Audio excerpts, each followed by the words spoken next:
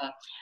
And what she would say, because I mean, I'm not going into at all the political context of the Middle East, because that'll take us in a totally different place, but just about how do women in this position deal with the power, right? And so Zahira, who was born in East Jerusalem and is now 71 and is the first woman Secretary General of a political party, the first woman Minister of Women's Affairs when the Palestinian Authority was created. And she said, you know, to be a leader, you must be able to look into the mirror every day. You must be able to see your flaws and ask yourself, can I correct them in myself? Am I doing the things that I do not want my enemies to do to me? I cannot look in the mirror one day. I cannot go out there to my people because I get my power from the people. Only when I'm surrounded with the people and I can feel that they really trust me that I can be a leader. And she's the leader who in her party has, it's of course a socialist party and so on, and you know, very feminist. But it's when she says, when I became the Minister of Women's Affairs, for the first few years, I worked and I organized everything because we never had a ministry before. And I set up all the departments and I brought in all the women leaders to advise us. And I brought in the men and the imams and the mullahs to talk to us, to explain their problems. And I talked to all the academics and so on. But once I'd set it all up, I brought one of the younger women from our party. And I said, you need to be the minister. Because if we are not willing to step down from power and to share the power and to empower our younger people, how will we ever build the kind of country that we want? You know, and I can go on and on with all kinds of her stories about it, but it's that, you know.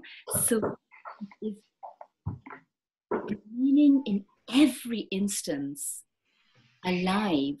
And with all, you know, when you're in a situation like Palestine, where there is there's 17 crises every day, and in a position of such responsibility, you have, and every, you know, if you're traveling with her, every checkpoint, you know, she will be chit-chatting with the guy who's selling the little fruits, or dealing with everyone of whatever station with such openness and humility and love and laughter, you know. And I feel that that's part of what that could be, whether it's for women or men. Yeah, that is a very, very beautiful imagination, and I just would want to bring back into the loop something that I thought before in one of the first things you were saying, as Elizabeth was saying, about the position of the dominant and the subordinate, and how much we need to ask ourselves and to work on losing that blindedness, or just polishing those mirrors, you know, or polishing that window in ourselves in which we can see clearer on those positions. I would just love to bring back that I also think it's not only empathy with the subordinate people or cultures or structural positions, you know, when we are all, you know, it's very different. Of course, I'm also white, but we are all in a way dealing with probably many different positions in our lives. So we travel through them. But it's not only about the empathy with the subordinate position. I think it's a lot about the empathy also with the dominant position. And this is what I hear when I hear you talking. That I find that might be an access point to actually come closer to what power, or that reimagining of power you're talking about might be about, or can be about, for myself or for us. Utterly so. And I find, I mean, definitely in my work, I find, of course, this approach speaks so powerfully to the powerless, giving them, you know, it's inviting them not just to share their story as it is, but also to engage in the awakening or the reawakening of possibility, and stepping into and articulating your vision, and knowing of beginning to believe that it may be possible for you to actually live and embody that vision, right? But what I find is actually it's those who are in positions of dominance who are the most deeply touched, because it's almost as if, what you talked about, polishing the mirror, that for so long no one was showing them a mirror. And here it's in the first instance, they're hearing a story of someone else, but they go, oh, that could be me. Then it's reawakening this thing in them that may have fallen asleep because there wasn't anyone shining the mirror. There wasn't anyone who had the courage, the courage to speak truths to power and really speak from their heart and say, you seem to be losing your way. And so I utterly feel, and I find that that's almost the most attractive and potent way one could go about this, is to enable those in power to rediscover themselves and to rediscover how much more joy, satisfaction, well-being we can get from, taking that back in there and being able to re-become human in a way, from within.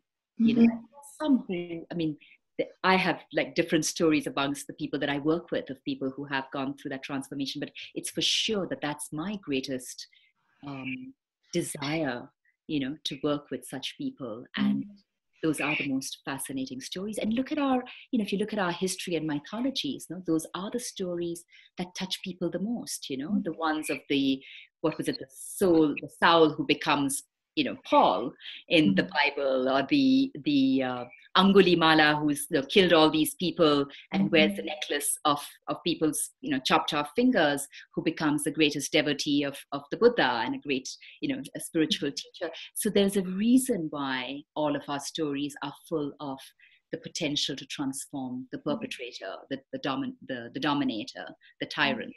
And it's definitely a key objective of my work, I would say. I find that it's really quite extraordinary. I think that's part of what seems to be quite unique about your work. That through the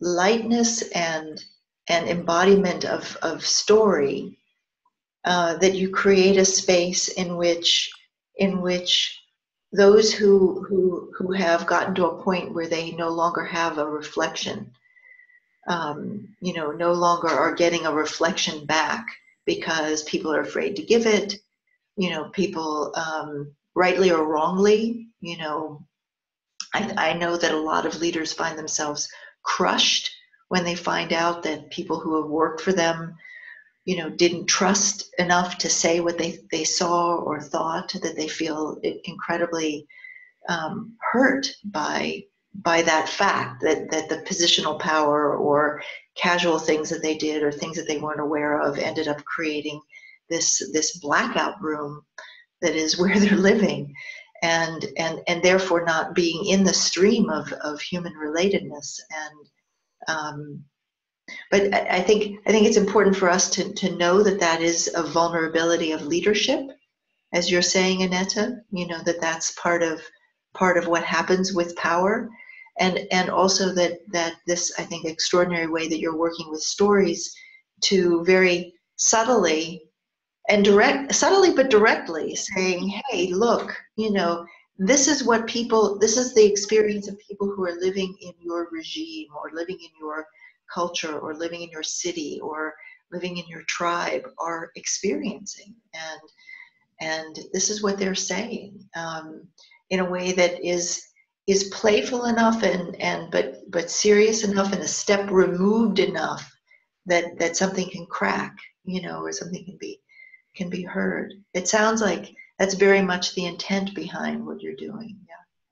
Yeah, you expressed it beautifully, absolutely. And then to create and hold that space, so that after they've had that kind of aha awakening moment, they actually have a safe space where they can take the first tentative steps, to embody that and be able to return to their workplace with that place that they can then apply in their daily lives. What do you do? Can you say more about what you do there or how that works? I mean, what's come out, and it's wonderful actually, because the way it came about, here I am, I'd worked so hard, both as a scholar, as a practitioner, as a policy, advocate, and so on all of these issues, and I was so passionate about transformation. But I really feel it was like my body needed to experience that, and that was something that I was so out of body in the first many years of my life, as many of us are because it's all happening in here. But as I started doing this, and it kind of fell into me by accident, I had no clue. I have no background in theater, so what I do is not official theater like people who do theater. I had no clue how passionate I was about people's stories.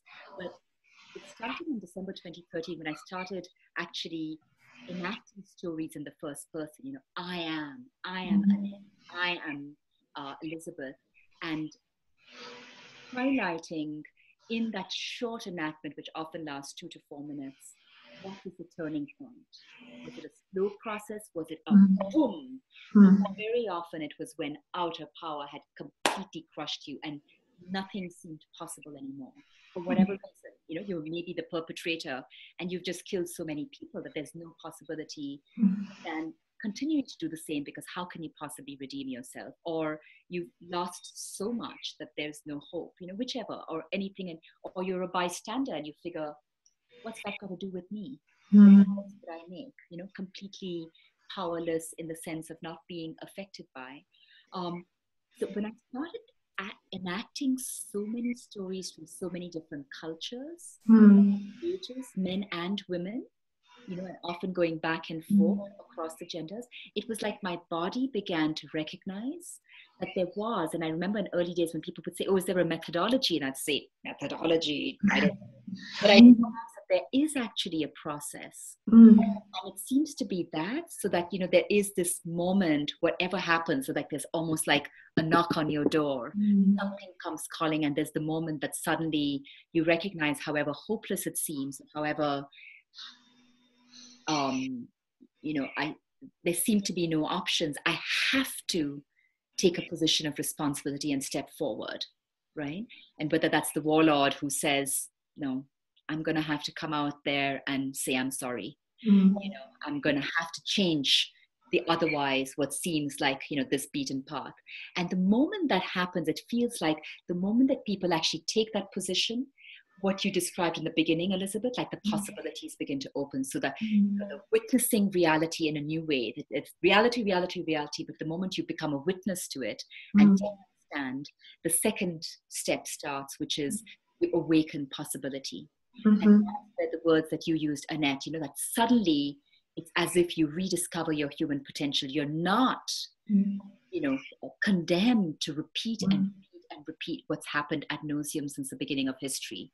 And with that, your creative potential opens. You can kind of see, smell, hear, taste new options that didn't seem possible when it seemed like this was the only track that there was.